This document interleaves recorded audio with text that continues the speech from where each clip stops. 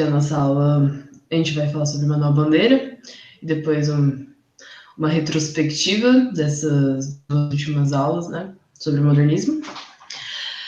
Então, começando com Manuel Bandeira, que foi um dos grandes poetas também desse período. Ele conviveu muito com o Mário, né, enfim, com essa geração de 22 que a gente explicou na última aula, mas ele tem algumas singularidades, é um pouco diferente, talvez. Para começar, então, vamos pesquisar um pouco da biografia do Bandeira. Ele nasce em Recife, em Pernambuco, em 1886, e vai cedo para o Rio de Janeiro com a família. Ele na adolescência não, né? Ele ingressa na Escola Politécnica de São Paulo, no curso de arquitetura, e se muda para lá também com a família, só que não termina porque ele descobre aos 18 anos que ele é tuberculoso, o que é um grande marco assim, na vida dele. Isso vai mudar a vida dele. É um tema muito presente, inclusive, na poesia, que a gente vai ver. Mais tarde ele vai para a Suíça e convive com alguns poetas, em especial um poeta surrealista, dadaísta, chamado Paul Éluard. E, enfim, assim como vários outros artistas que foram para a Europa, né, ele volta para o Brasil com uma ampla bagagem artística, literária. Na semana de 22 ele é convidado para participar, né, do evento, mas ele não comparece, porque mora no Rio, enfim. Mas ele deixa um poema, Os Sapos, também, para ser lido. Também é um grande escândalo, né, assim como a semana de 22 em geral. Mas, enfim, o Bandeira, eu falei alguns marcos, assim, um pouco que ressoam mais forte na biografia dele. E a poesia do Bandeira é uma poesia que o Davi Arrigucci, que é um dos grandes críticos do Manuel Bandeira, ele chama que a poesia do Bandeira de uma poesia entranhada nas coisas do cotidiano, nas coisas banais. Então, também tem essa coisa dos outros modernistas, né, que a gente viu, de esse esforço de tirar a poesia, de trazer para a arte elementos que fazem parte desse dia a dia e que muitas vezes passam despercebidos, mas que, na verdade, podem ter algum elemento artístico, enfim, digno de ser representado numa obra de arte, né? E eu trouxe esse pequeno trecho aqui, que eu acho que explica muito bem, assim, o processo poético, né, do Bandeira, que está nesse livro Poesia e Prosa, da edição Aguilar, volume 2. Então ele diz: na minha experiência pessoal, fui verificando que o meu esforço consciente só resultava em insatisfação, ao passo que o que me saía do subconsciente, numa espécie de transe ou alumbramento, tinha ao menos a virtude de me deixar aliviado das minhas angústias. Longe de me sentir humilhado, rejubilava, como se de repente me tivessem posto em estado de graça. Então, essa espécie do poeta sendo tomado por um estado de graça e que a partir dessa sensação ele consegue colocar para fora, né, as angústias e transformar tudo isso em poesia, é uma coisa muito presente no Bandeira. E o Alfredo Bossi, que é um outro crítico que eu também me baseei bastante, ele chama isso de um irracionalismo de base, que seria também uma característica bastante frequente nos outros poetas modernistas mesmo. O Bandeira, ele dessa mesma geração, né, em grande medida, então não tem muito segredo, é muito parecido, realmente, o processo do fazer poético. E essa valorização do subconsciente mostra esse desejo, essa tentativa de fazer poesia através de um recurso que é menos racional, né? Um processo que a gente vem falando sobre desde que a gente comentou sobre as vanguardas. Tudo isso faz parte desse espírito de modernidade que a gente vem conversando, e não é diferente com o Bandeira, né?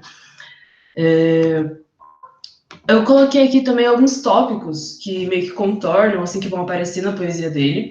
Coloquei 4 que são assuntos que a gente vai ver um pouco aqui nessa aula, que consistem na libertação do verso, na vida pessoal cotidiana, e esses dois não são segredos, né? É uma coisa que aparece muito também no Oswald e no Mário. Mas tem esses outros dois que podem ser um pouco mais de novidade, talvez, não novidade, mas é uma coisa singular que a gente vê com bastante destaque na poesia do Bandeira, que é o intimismo ligado à morte. Quer dizer, o tema da morte é um tema muito presente, porque como o Manuel Bandeira descobriu muito cedo, né, que era tísico, que tinha tuberculose, essa convivência com a doença marcou muito a experiência de vida dele, de um modo que a gente trouxe alguns poemas que vocês vão ver mais tarde, mas só adiantando, ele conviveu com essa doença e passava, enfim, a vida dele acreditando que poderia morrer no dia seguinte. E não foi bem assim, ele, na verdade, teve uma vida muito longa, viveu até os 82 anos, ainda bem, né, porque deixou uma grande herança literária, vários livros e tudo mais. Mas então, o tema da morte, né, esse tom um pouco mais melancólico também é muito presente na poesia dele, que é bem interessante. E é isso até que o Alfredo Bossi vai apontar como sendo uma marca de que o Bandeira ele parece reconhecer as origens psicológicas da arte dele. Então essa atitude intimista, muitas vezes eu estou falando que isso é um traço singular do Bandeira, porque muitas vezes essa atitude intimista vai dissolver um pouco essa eloquência que a gente vê nesses outros poetas que vieram antes, tipo o Oswald e o Mário, né? Que no Oswald e no Mário, a gente sente muito essa coisa da retórica, uma espécie de um projeto de uma identidade nacional que queria se firmar, assim, uma coisa ideológica até, né, como a gente viu nos manifestos. Essa coisa do manifesto a gente sente muito com esses poetas, e com Bandeira, esse intimismo, esse lirismo confidencial, que também é uma coisa, um termo que o Alfredo Bossi usa, vai, às vezes, deslocar ele um pouco desse espaço muito eloquente, muito retórico. E por isso mesmo, né, o Alfredo Bossi vai falar que ele acaba se distanciando de algumas tentações pseudo-ideológicas. Então, isso pode ser positivo e negativo, né? Depende de como a gente interpretar. Mas isso acaba distanciando Bandeira desse aspecto. E esse último que eu coloquei, que é os retratos brasileiros regionais, não soube exatamente qual termo colocar, mas aqui também tem uma forte presença desse espaço brasileiro. Tem muitas vezes que ele volta para Recife, né, para falar de memórias de infância, memórias do Nordeste. A gente vai ver alguns poemas. Enfim, são esses tópicos, mais ou menos, que a poesia do Bandeira aborda. E eu acho que a gente pode passar para os poemas. Podem completar, mas a gente vai ver isso cada parte nos poemas. Bom, gente, como a Dada disse, um dos tópicos importantes do Bandeira, e principalmente nos anos 20, assim, então, quando ele estava mais junto, assim, dos modernistas Mário, Oswald e tudo mais, e que teve uma presença não física, mas com os poemas na Semana de 22, ele estava pregando muito essa ideia de libertação do verso. E nessa época, justamente com os sapos, como a Dada disse, mas também num outro poema dele, que é o Poética, que a gente vai ler aqui, existe uma defesa muito clara dessa libertação do verso, em sentidos que não são voltados só para a questão formal, mas da questão do próprio conteúdo dos versos. Porque antes disso, né, a gente está aqui falando sobre todas essas ideias, essas quebras, desde a aula anterior, até, na verdade, desde que a gente está falando das vanguardas, mas no Brasil existe uma poética, digamos assim, específica, que se combatia por meio desse primeiro modernismo, modernismo heróico, que é a poesia parnasiana, e a gente não comentou um pouco dela, então eu só queria trazer um exemplo para a gente saber do que a gente está, o que está sendo falado contra, o que está sendo posto em jogo aqui, antes da gente ler o poema sem ter uma referência.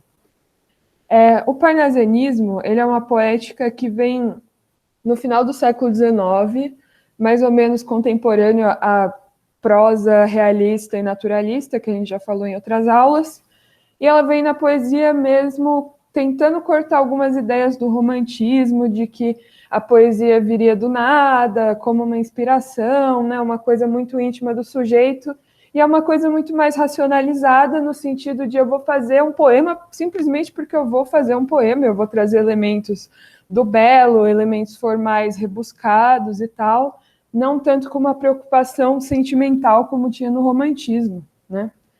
E a herança que se pega disso é a herança clássica, é uma herança, na verdade, que a gente vê que se mantém ao longo de muitos séculos, né? E que aqui ela está sendo repetida de uma forma muito sistemática, com a forma fixa, com as inversões sintáticas que a gente viu desde lá do Gregório de Matos, a gente vê esse tipo de construção, e é uma coisa muito voltada para a racionalidade, no sentido de não vou ficar tratando dos meus sentimentos aqui, eu vou escrever um poema, por exemplo, aqui sobre um vaso chinês.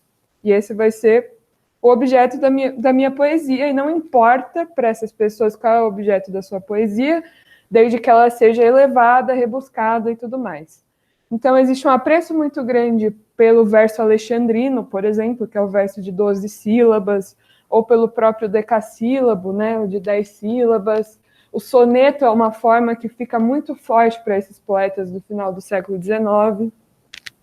E aqui, só para vocês terem uma ideia, esse aqui é um dos poemas mais famosos assim, do parnasianismo, que é muito usado em exemplo, em livro didático, para explicar o que era isso exatamente. O Olavo Bilac, ele tem poemas assim, né, que talvez o poeta principal do parnasianismo, o príncipe dos poetas, como ele era chamado. Ele tem temáticas mais amplas, assim, né? Ele talvez trabalhe as coisas um pouco mais, mas o Alberto de Oliveira, por exemplo, ele vai muito para esse lado da arte pela arte, tratar a poesia só pela poesia, né? Então, olha só, o vaso chinês. Vou ler só a primeira estrofe para a gente ter uma ideia. Estranho mimo aquele vaso, viu casualmente uma vez de um perfumado contador sobre o mármore luzidio, entre um leque e o começo de um bordado. Então, o tema do poema inteiro é sobre um vaso chinês, e como é esse vaso chinês, os ornamentos que ele tem, papapá, papapá. Mas o que importa não é em si o vaso, não é em si o conteúdo do vaso, mas é usar do vaso para fazer uma poesia. E os modernistas viam nisso um certo esvaziamento da lírica, né? E não só como se esses parnasianos, que é esse nome que vem do Monte Parnaso, né, que é uma referência pagã e tudo mais, né, da Grécia Antiga, de que é o monte onde Apolo tocava sua lira, e é como se eles ficassem isolados nessa torre de marfim, nesse Monte Parnaso, e só escrevessem sobre essas coisas. E o Bandeira é um desses poetas que está indo completamente contra tudo isso, né? Vejam só isso aqui. O Poética, ele foi escrito em 22 para ir para a Semana de Arte Moderna, e ele é publicado depois no Libertinagem, que é um livro de 1930. Mas sintam só como que é o tom e como as coisas são diferentes, assim. O poema, ele está indo direto ao ponto, assim. E é o verso livre, a gente não vê mais os versos, né, posicionados certinhos, daquele jeito do soneto. Aqui não, aqui é outra coisa que está tentando ser comunicada. Vamos ver. Estou farto do lirismo comedido, do lirismo bem comportado, do lirismo funcionário público com livro de ponto expediente, protocolo e manifestações de apreço ao senhor diretor. Estou farto do lirismo que para e vai averiguar no dicionário o cunho vernáculo de um vocábulo. Abaixo aos puristas. Todas as palavras, sobretudo os barbarismos universais. Todas as construções, sobretudo as sintaxes de exceção. Todos os ritmos, sobretudo os inumeráveis. Estou farto do lirismo namorador, político, raquítico, sifilítico, de todo o lirismo que capitula ao que quer que seja fora de si mesmo. De resto, não é lirismo. Será contabilidade, tabela de cossenos, secretário do amante exemplar, com 100 modelos de cartas e as diferentes maneiras de agradar as mulheres, etc. Quero antes o lirismo dos loucos, o lirismo dos bêbados, o lirismo difícil e pungente dos bêbados, o lirismo dos clowns de Shakespeare. Não quero mais saber do lirismo, que não é libertação.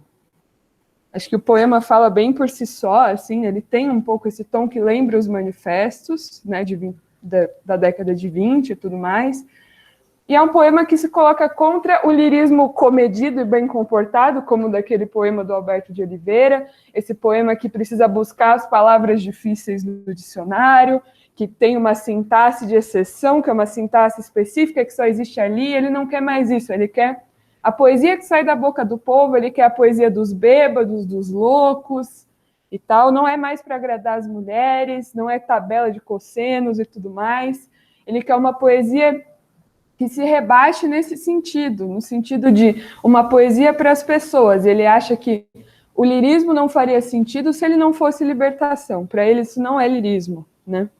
Então é um pouco essa ideia. Espero que tenha ficado claro, se vocês tiverem alguma dúvida ou se alguém quiser complementar. Então a gente já passa para o próximo poema. Tranquilo? Gente, para falar desse poema aqui, eu queria a participação de vocês, alunos, se vocês toparem, tá? É um poema bem curto, eu acho que pode ser divertido a gente analisar ele mais junto, porque a gente às vezes fica aqui analisando muito o poema e dando um pouco de mão beijada e às vezes falta um pouco sentir como vocês estão lendo as coisas, né? Então acho que a gente pode fazer esse experimento agora, bem rápido. Eu vou ler uma primeira vez esse poema, como vocês podem ver, ele é bem curto, e aí a gente vai trabalhando os elementos que tem nele, tá? Poema tirado de uma notícia de jornal. João Gostoso era carregador de feira livre e morava no Morro da Babilônia, num barracão sem número. Uma noite, ele chegou no bar 20 de novembro. Bebeu, cantou, dançou. Depois se atirou na Lagoa Rodrigo de Freitas e morreu afogado. É isso. Bom, esse poema está falando sobre o quê? Né? Esse poema ele cai bastante. É um poema assim bem legal para entender um pouco essas ideias sobre o cotidiano e tudo mais. Enfim, do que esse poema está falando? Quem quiser abrir o microfone, quem quiser só digitar. Tem vergonha, tudo é certo a poesia. Mentira, não é assim também. Vamos, gente, sacode. Sacode a poeira. Vamos lá.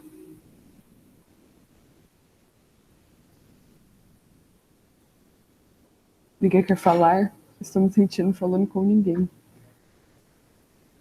Então, esse poema é sobre um sujeito, né?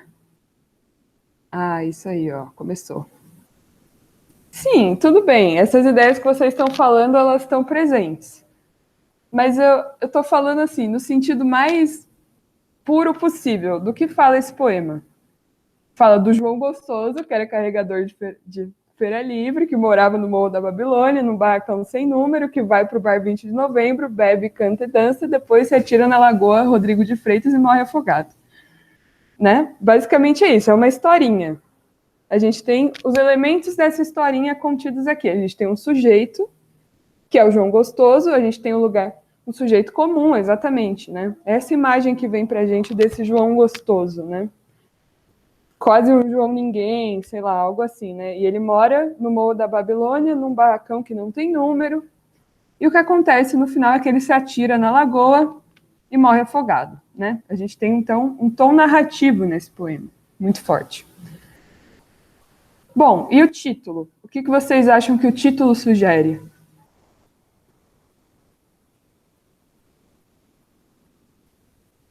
Vamos, galera.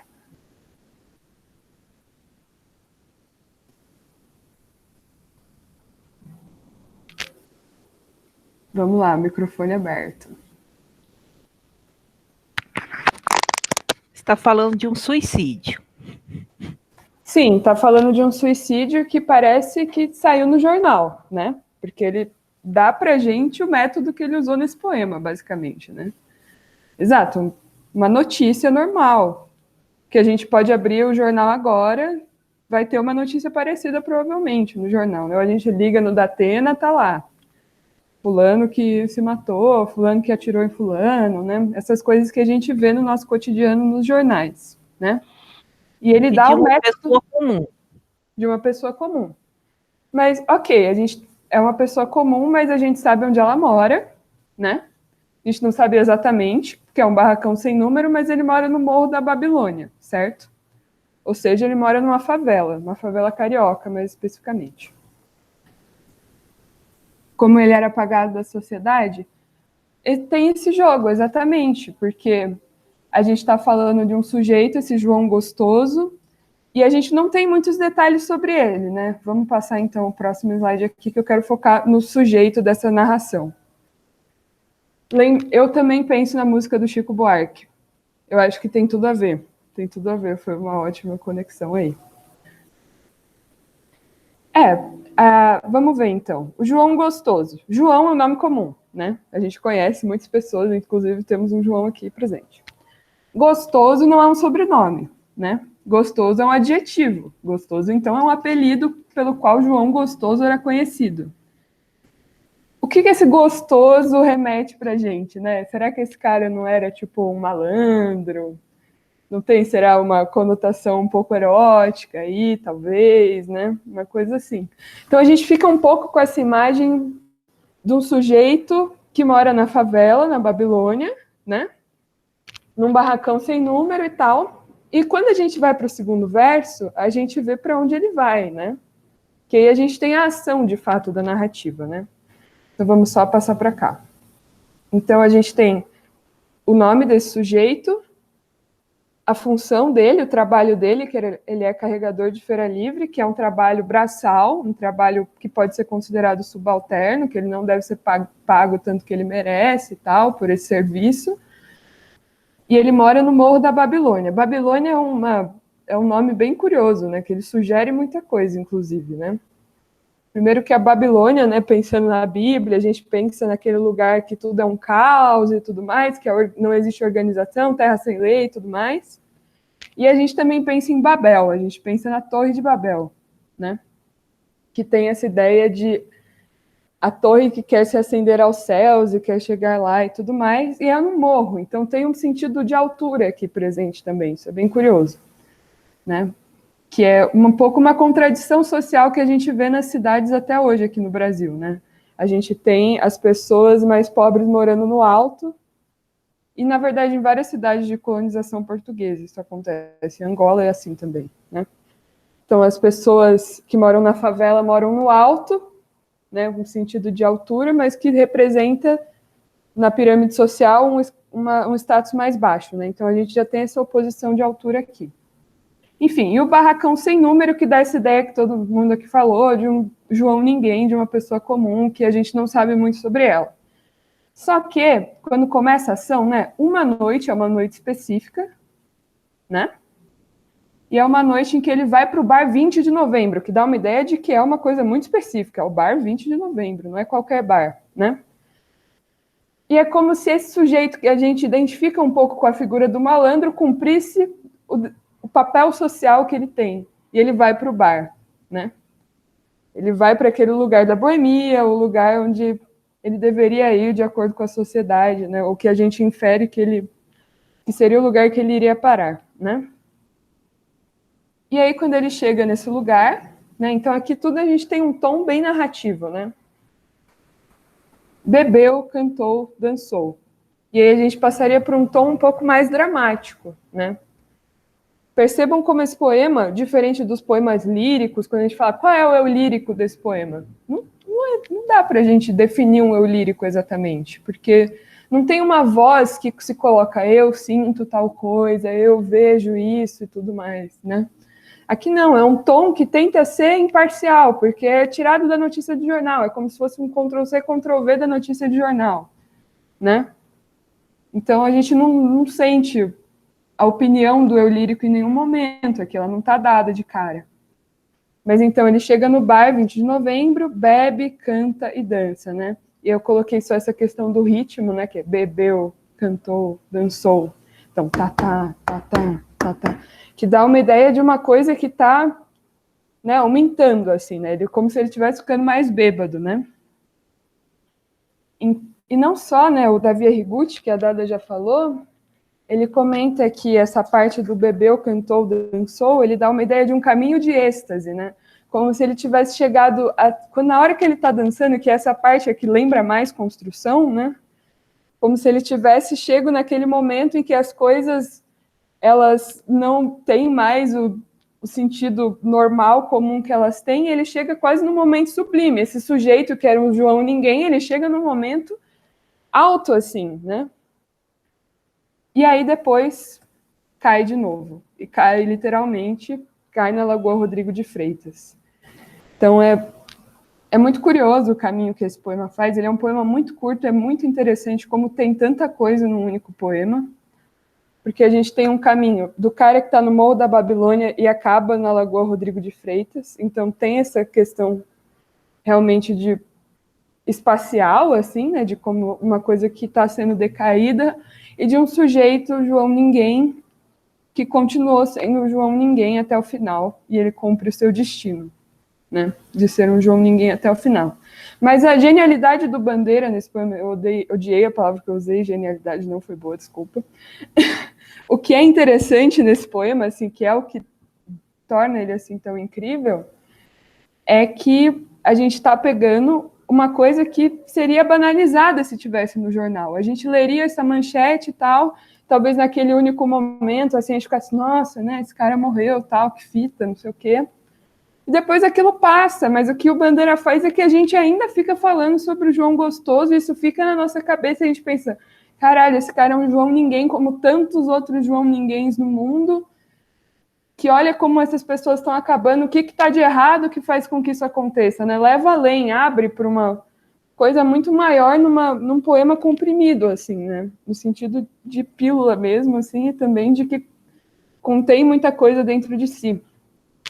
Então isso é muito louco, assim, né? E acho muito interessante que quando a gente leu a primeira vez foi a primeira coisa que vocês falaram. Esse poema fala de decadência da boemia, fala de angústia social, fala de suicídio, fala de tudo isso mesmo, mas usando uma coisa que está no nosso dia a dia que às vezes a gente não dá atenção, né?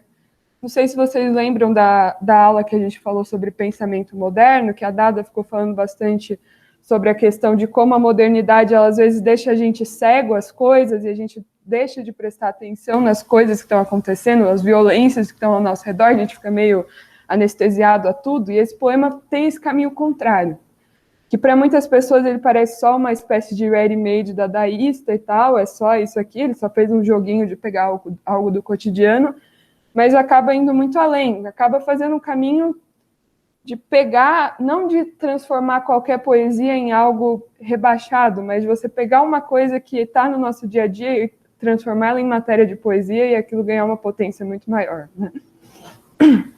Enfim, só por a título de curiosidade, depois de muitos anos, as pessoas encontraram nos jornais de época que o João Gostoso de fato existiu e ele de fato se afogou na Lagoa Rodrigo de Freitas.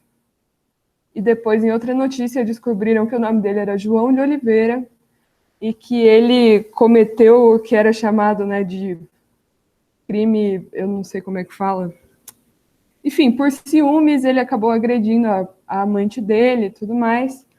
Isso é interessante para a gente, porque quando a gente conhece um poema, a gente fica, nossa, que legal, né? Isso existiu, e ele de fato tirou de uma notícia de jornal, não foi inventado. Mas isso não muda o sentido do poema, não muda o que importa desse poema, porque a notícia de jornal em si é uma coisa muito secundária para o que foi feito. Poderia ser feito com qualquer outra notícia de jornal, não precisaria necessariamente ter sido feita com uma notícia de jornal, né? O que importa não é necessariamente isso. Enfim, gente, é isso. Eu gostei muito que vocês pensaram em construção, porque eu acho que tá bem aí, é uma coisa que a gente vê até hoje, assim, acontecendo, né? É isso, falei. Posso fazer um comentário? Que eu lembrei de outra música do Chico Buarque, que é Notícia de Jornal, que é muito assim a mesma coisa, assim, também. Tipo, até tem um Joana de Tal por causa de um tal João.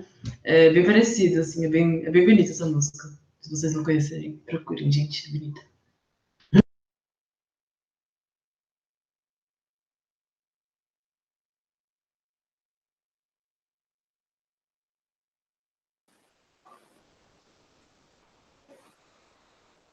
Acho que sou eu agora, né? É que eu não tô vendo o slide.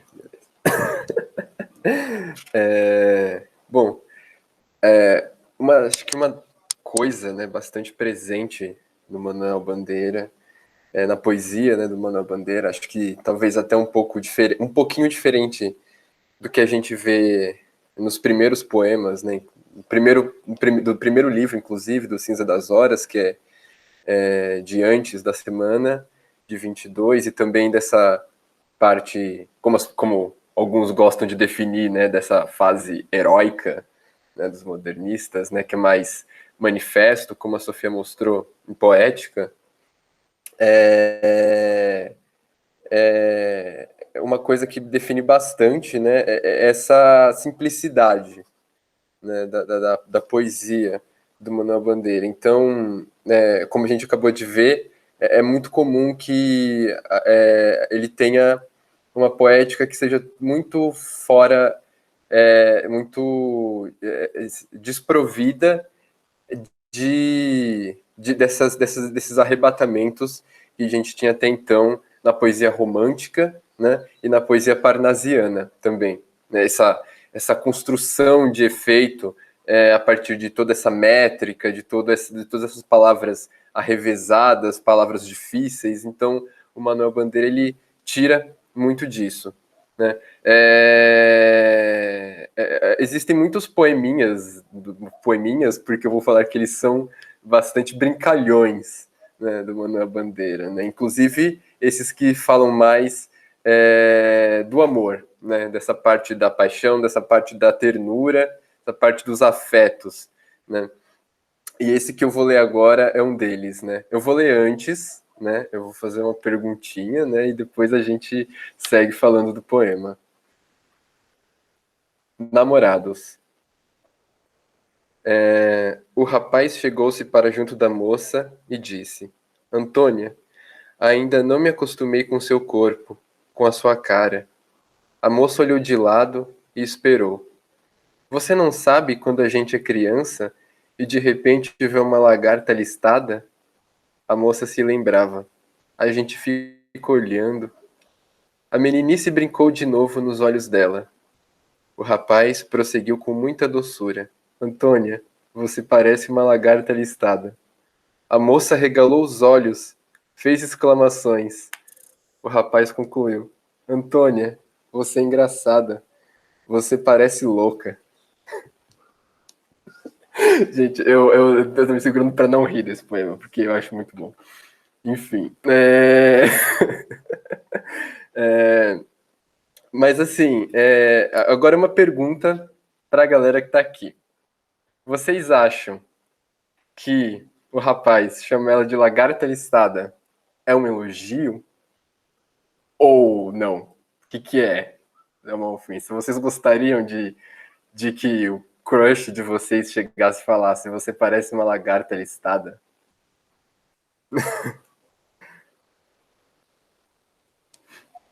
Né? O que vocês acham disso? Né? Disso, dessa.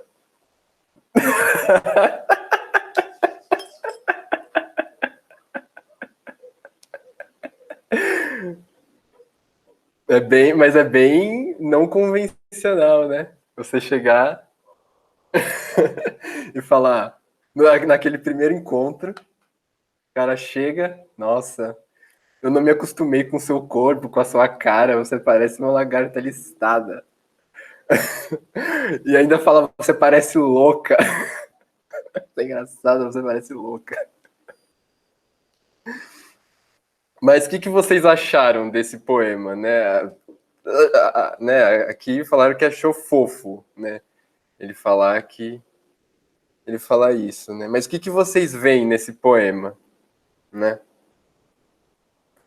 Sei lá, em relação a qualquer poema mais amoroso que vocês já tenham lido, né? Eu acho que no romantismo, que eu não era da semana, né? Mas quando vocês tiveram romantismo com a Sophie, com a Dada, com o Gui, acho que vocês viram alguma coisa assim. Então, o que vocês acham de diferente disso em relação a esses outros poemas mais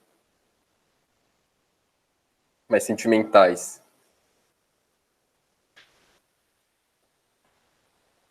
Menos idealizado. Uhum. Tem isso, né? Tem uma coisa muito menos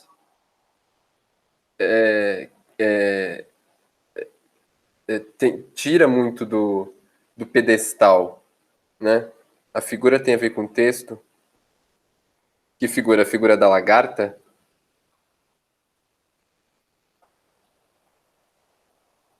É o quadro? Se for o quadro, eu só. O quadro. O quadro é só pela estética.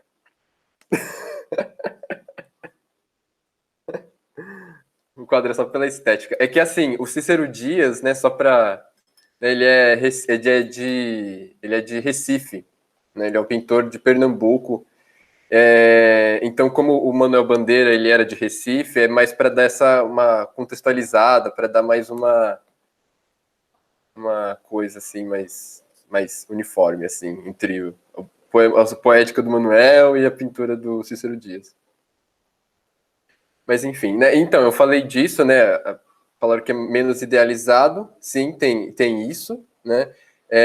Eu falei da lagarta, né? Porque eu pensei que estava falando da lagarta, e notem que não é qualquer lagarta, né? É uma lagarta listada, né? Alguém poderia ver uma lagarta e ficar com medo, né? Eu, sinceramente, morro de medo de lagartixa, por exemplo. Então, não sei se seria um elogio se alguém chegasse, você parece uma lagarta.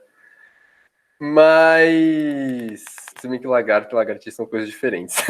Mas enfim, aqui na biologia. Mas enfim. Então, e sim, essa coisa menos idealizada nessa poesia que a gente está vendo, né? Em primeiro aspecto, a gente tem que ter noção que trabalha com uma espécie de estranhamento, né?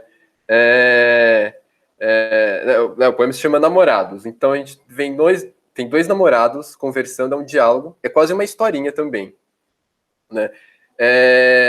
E tem essa coisa, né? O rapaz chegou e disse, a moça esperou, a moça se lembrava, o rapaz prosseguiu, o rapaz concluiu e etc. Né? Tem todo esse aspecto da narração, né? E entre isso, os diálogos, que os diálogos são unicamente do rapaz, né? Que justamente são que vão formar essa piadinha que o Manuel Bandeira intenciona. Então, tem isso, né? E tem esse estranhamento, né? O estranhamento ele começa ele tá ali desde o começo, né? Eu não me acostumei com o seu corpo, eu não me acostumei com a sua cara, né? E não é nem com o seu rosto, o seu rostinho, né? É uma coisa que parece ser muito mais agressiva. Eu não me acostumei com a sua cara, né? Então ele depois, né? A moça olha de lado, espera e ele continua. Você sabe quando a gente é criança e de repente vê uma lagarta listada? Né? Aqui ele já dá esse aspecto da criança, essa coisa infantil, né? Ele evoca a criança. Né? Então aqui já está dado o que vai acontecer a partir daqui. Né? Uma criança ela não tem muito escrúpulo, né? A criança ela não vai respeitar as convenções sociais, assim, de achar, de ela realmente saber o que ofende, o que não ofende, né? Só que geralmente o que a criança fala não tem uma intenção de machucar também, né? É agressivo, só que ao mesmo tempo é uma coisa que é muito simples, é uma coisa que é muito frágil, né? E é isso que está dado aqui nesse poema, né? Quando ele chega e fala, né? E ele fala, né? A meninice brincou de novo nos olhos dela, né? Essa meninice brincou de novo, né? Ela voltou para a infância. Quando ele evocou isso, ela voltou para esse estado primeiro, né? Então ele fala, Antônia, você parece uma lagarta listada, né? Que é justamente aquilo que vai impressionar uma criança, né? A criança tá ali, ela vê uma lagarta listada, ela fica, nossa, né? Que linda uma lagarta listada, né? E só que aí a moça ela não parece receber muito bem, ela regala os olhos, faz exclamações, né? E o rapaz concluindo, Antônia, você é engraçada, você parece louca, né? E é uma coisa assim, é como se ele não fala por mal, né? Ele fala isso da maneira mais pura possível, né? Desde o começo, né? Desde a primeira frase que ele fala, tem uma coisa de sinceridade, uma coisa de sincero, de real, uma coisa de segredo. Ele já tá falando, sabe? Eu não me acostumei com o seu corpo, eu não me acostumei com a sua cara.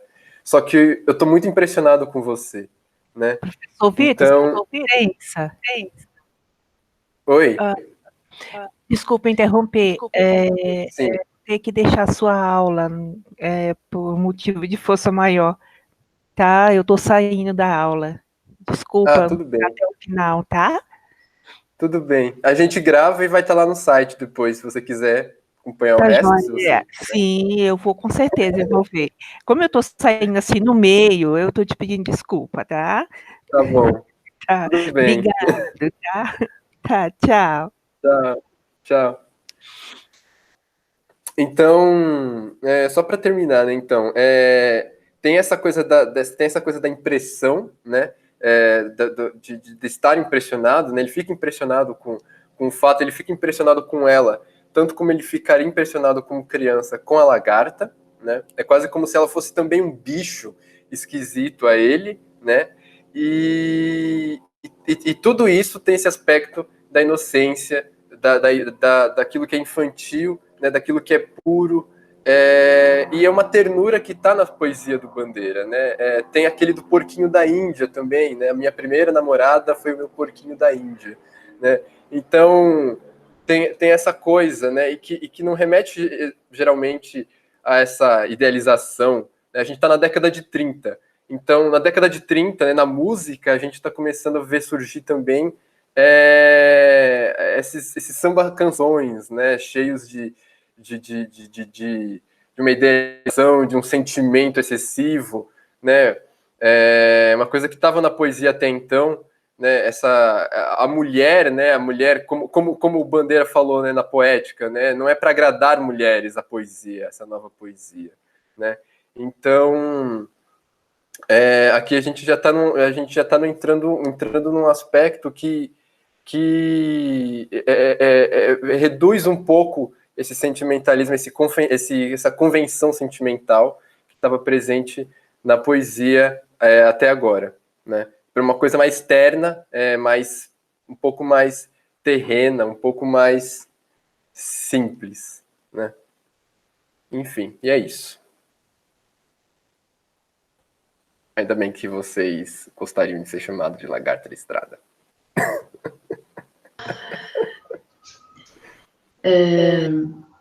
Eu vou ler a Vocação no Recife mesmo. Eu tava em dúvida se eu lia esse ou Não Sei Dançar, que é o próximo poema.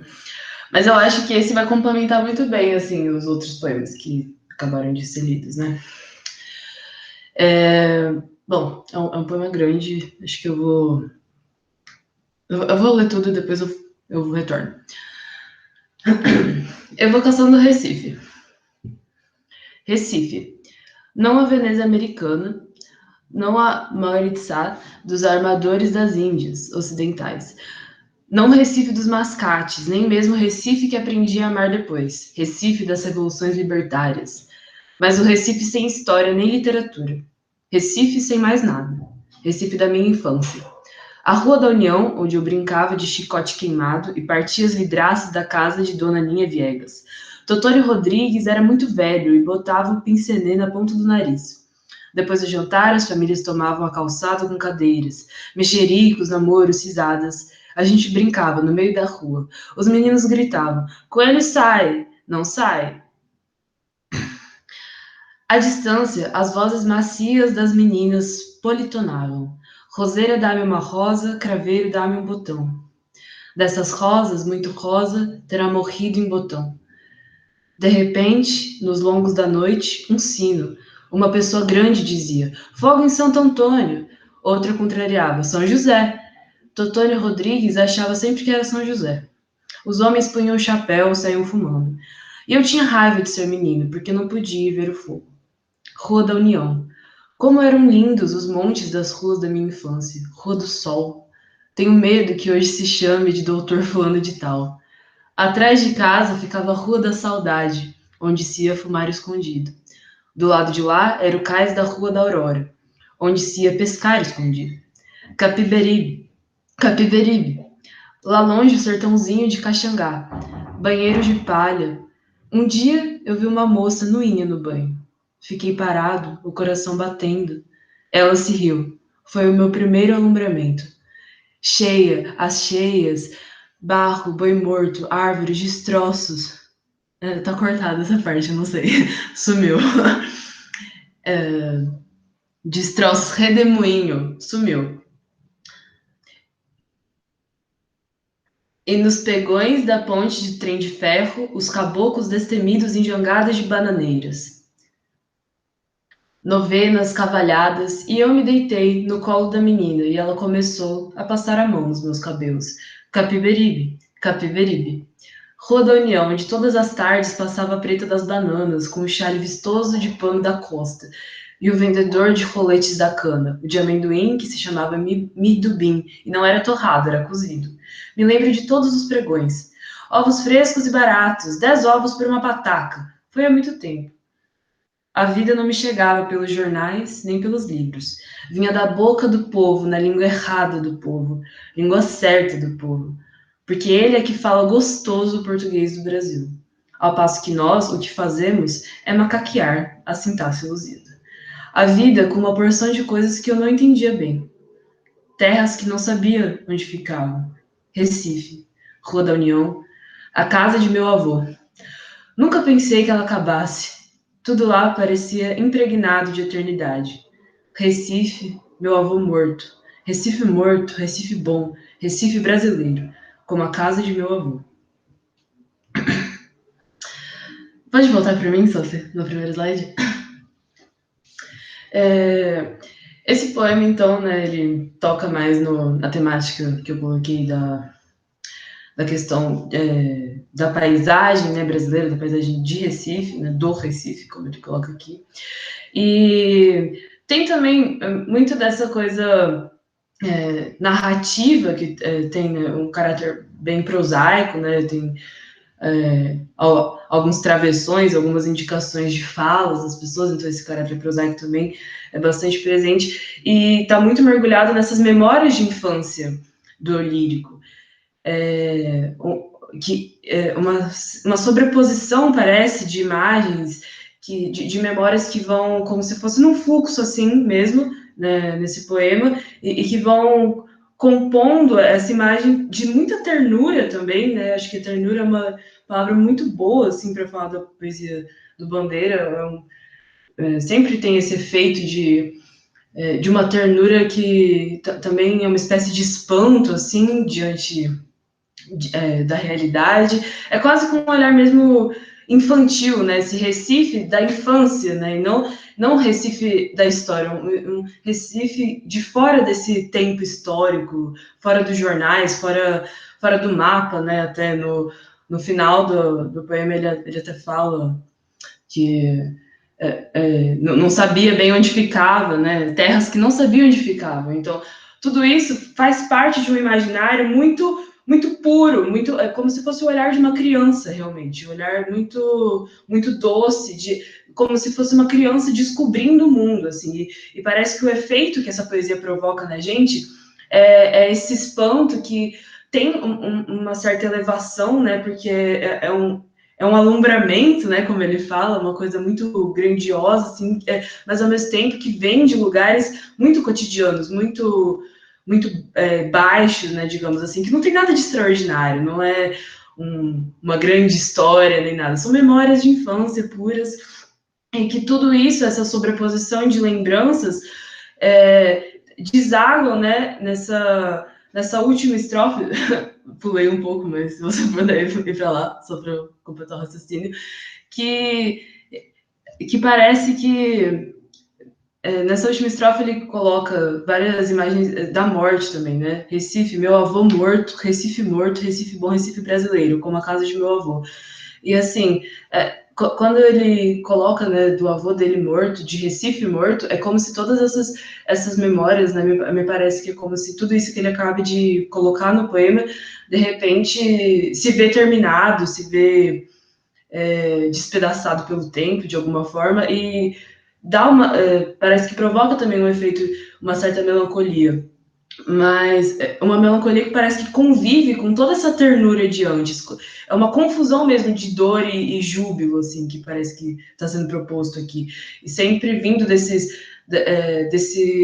cotidiano muito puro, muito baixo, assim, muito infantil, que realmente é comum, né? Não tem nada de extraordinário, e ao mesmo tempo colocado aqui nesse jeito muito terno, de muita doçura, assim, muito sublime mesmo até.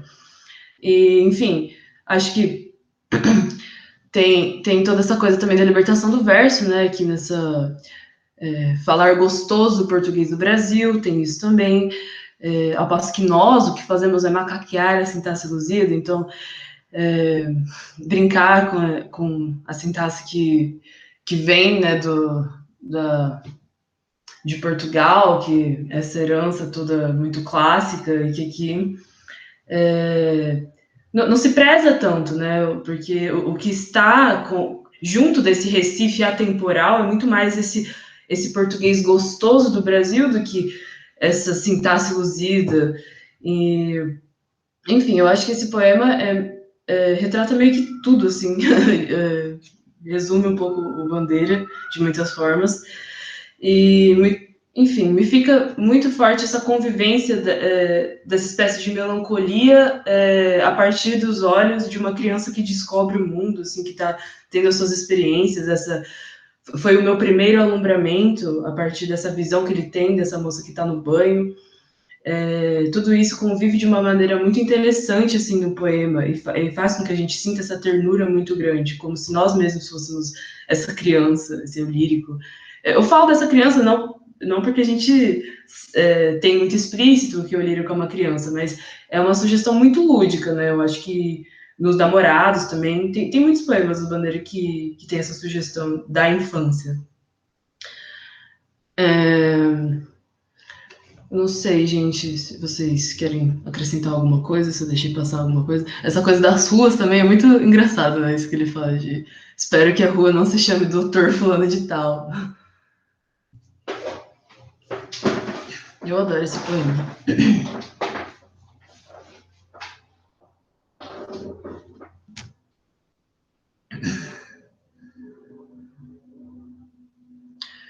Bom, não sei se eu falo desse poema, esse poema também é meio grandinho e tem um lado um pouco mais social, assim, me parece.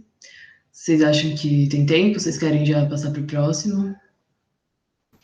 Eu acho que é melhor passar.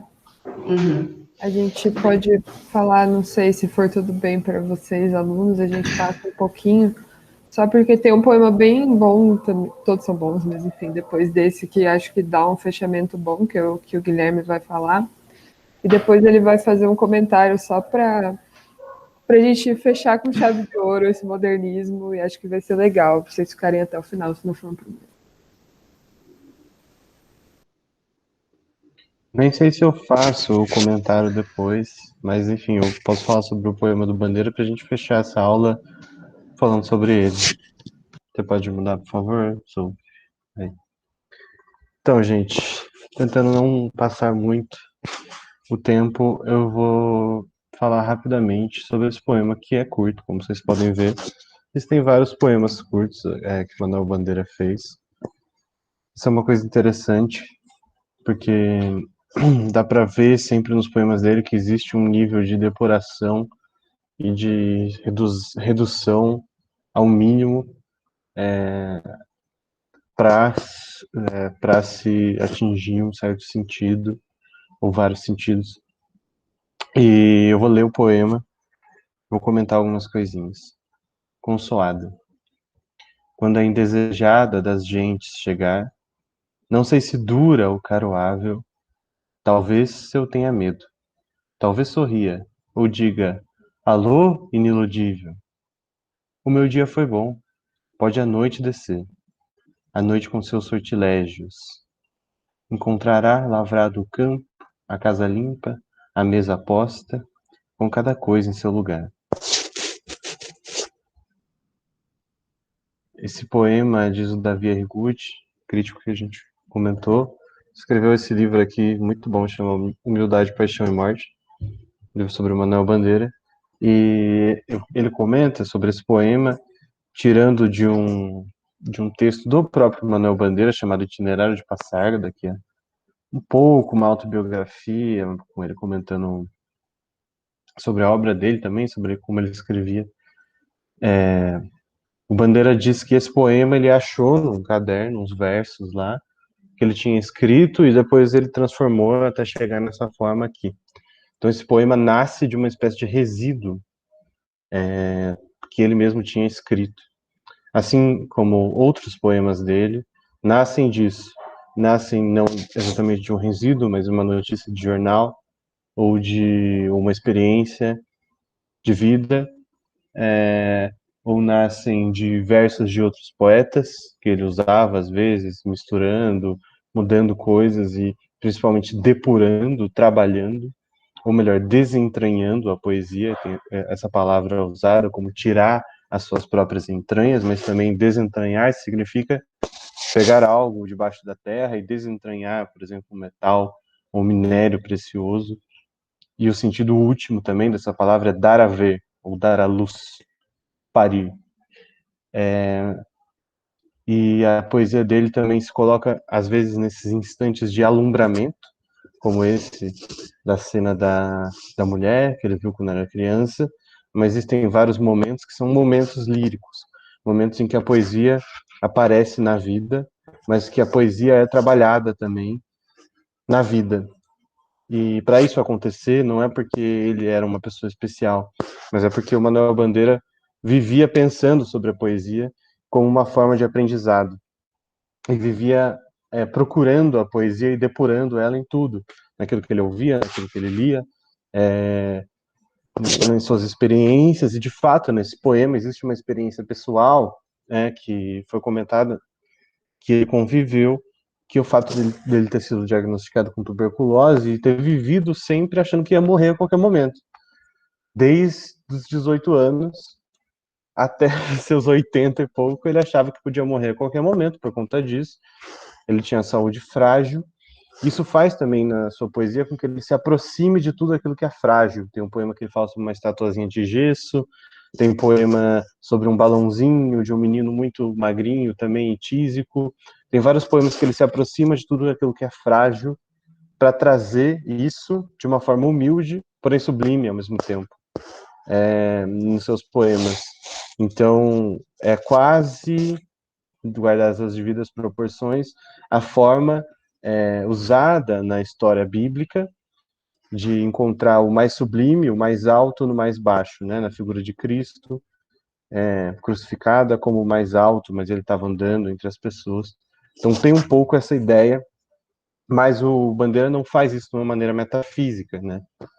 Mas de uma maneira mais material, digamos assim. Esse poema, Consoado, ele fala sobre... Ele é uma cena pequena, um pequeno idílio, podemos dizer, um pequeno quadro, um pouco começa de uma forma um pouco narrativa e depois tem essa parte mais dramática, que ele monta aqui. A palavra consoada é uma palavra estranha. Tem algumas palavras aqui que não são de uso comum, como caroável, iniludível, sortilégios e consoada. Consoada, esse título, acho que vale a pena comentar, ele significa várias coisas. O primeiro sentido dessa palavra, que é uma palavra antiga do português, é um jantar depois de um jejum, ou uma festa, geralmente com sentido religioso, como no Natal, por exemplo, ou acho que na Sexta-feira Santa.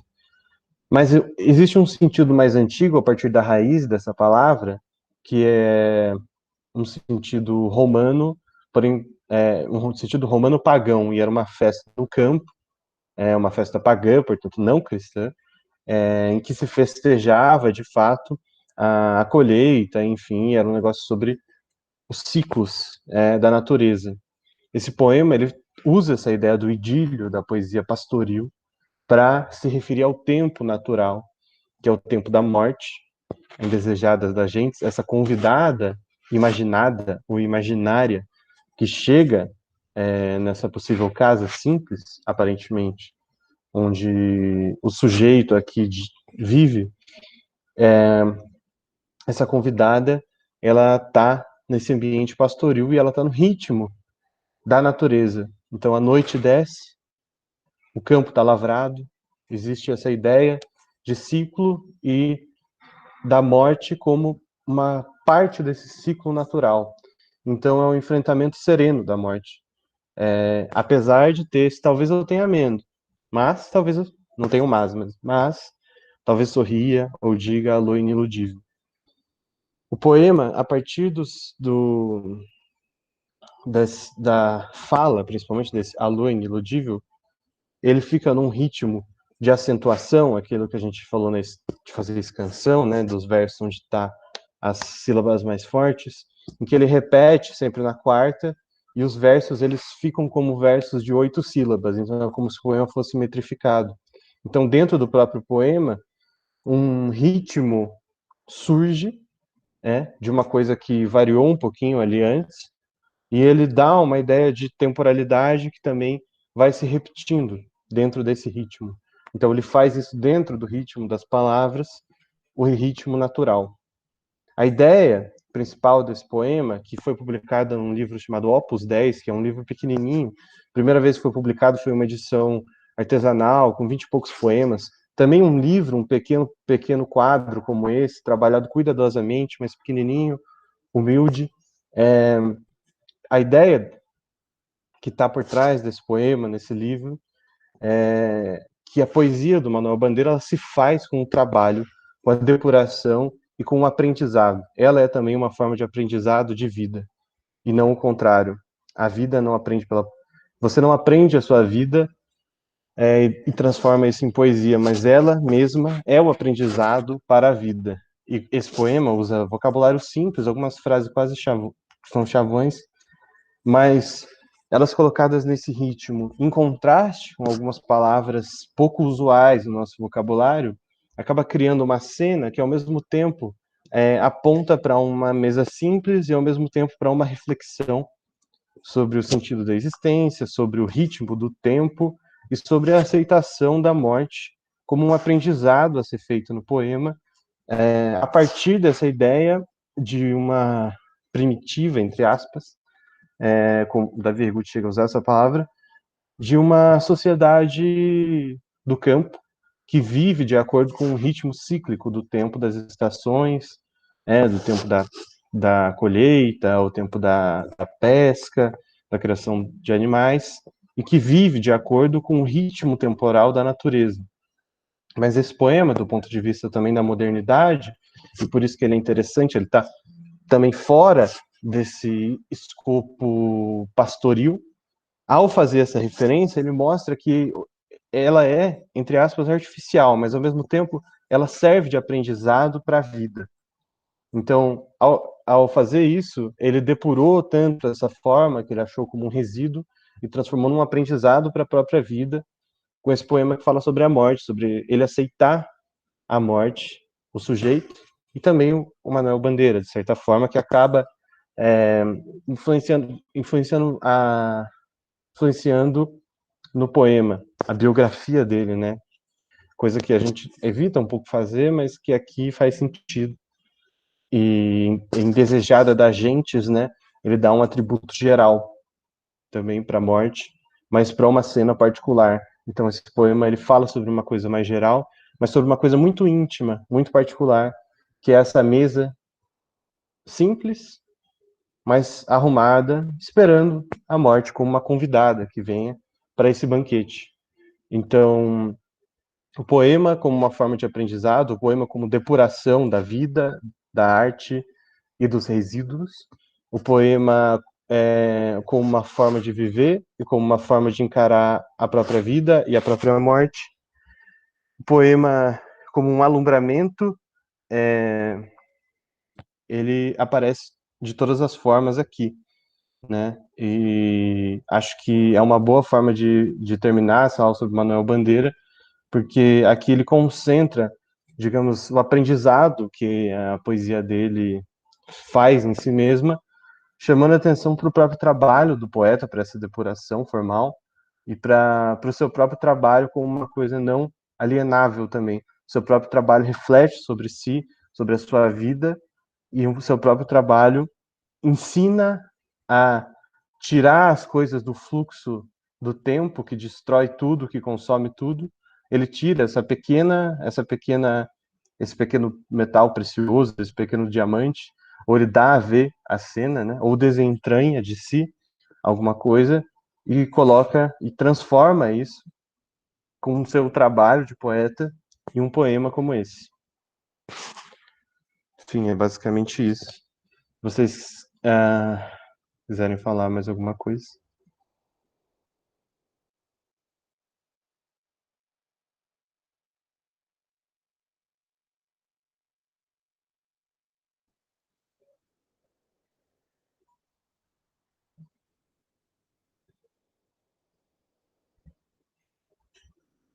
Bom, acho que é realmente um grande poeta que é difícil de classificar porque ele fez coisas que são muito diferentes, mas que ao mesmo tempo envolvem uma certa unidade. E já que ninguém comentou nada, acho que a gravação ainda está rolando. Eu vou só ler o poema de novo, depois de ter comentado, acho, então, e a gente finaliza isso. Se vocês quiserem falar um tchauzinho, a gente faz depois. Então, vou ler mais uma vez para a gente fechar aqui. Consoada. Quando a indesejada das gentes chegar, não sei se dura ou caroável, talvez eu tenha medo. Talvez sorria ou diga: alô, iniludível, o meu dia foi bom. Pode a noite descer, a noite com seus sortilégios. Encontrará lavrado o campo, a casa limpa, a mesa posta, com cada coisa em seu lugar.